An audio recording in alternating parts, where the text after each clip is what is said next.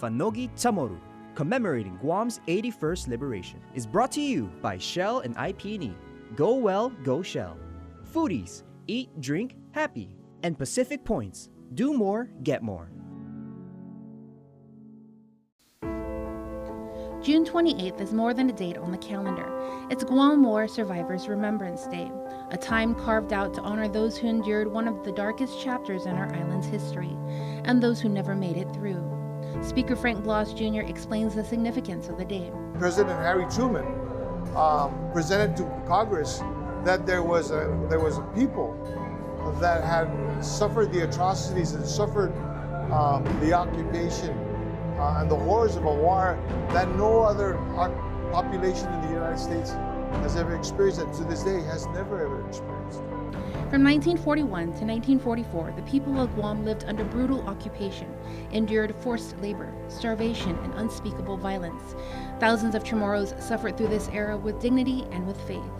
War Survivor Remembrance Day is more than a commemoration. It is a call to action.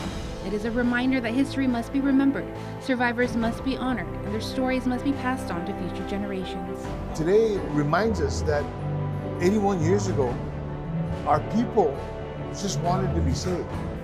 And saved they were, but not without cost.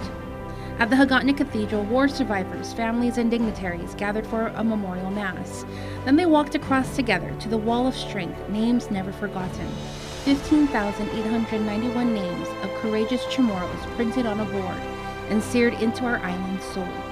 On Sunday morning, remembrance continued in the south at the Menangden Memorial in Zutton. More than 24 survivors stood as living proof of Guam's resilience.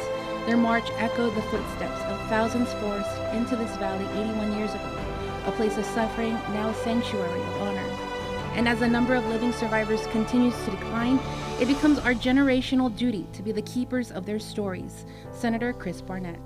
For the younger generation, every year we're seeing less and less war survivors, and so if you want to know what our Maromco and our Sainas went through during the war, please ask them and listen to their stories and just try and understand the sacrifices made during the Japanese occupation, the lives lost.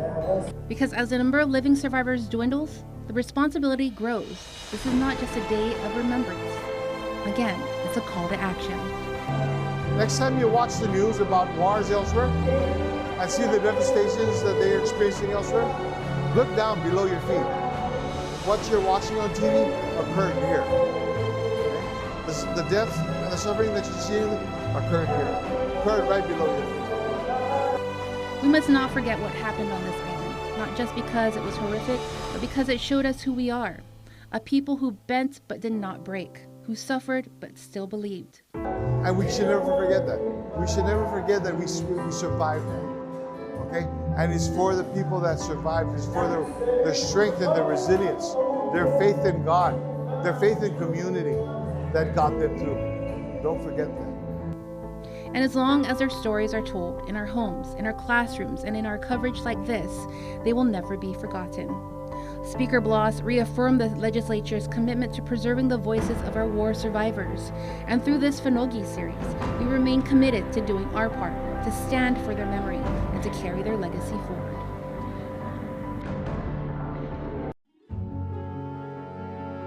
Fanogi Tamoru, commemorating Guam's 81st liberation, is brought to you by Shell and IP&E. Go well, go Shell. Foodies, eat, drink, happy. And Pacific Points, do more, get more.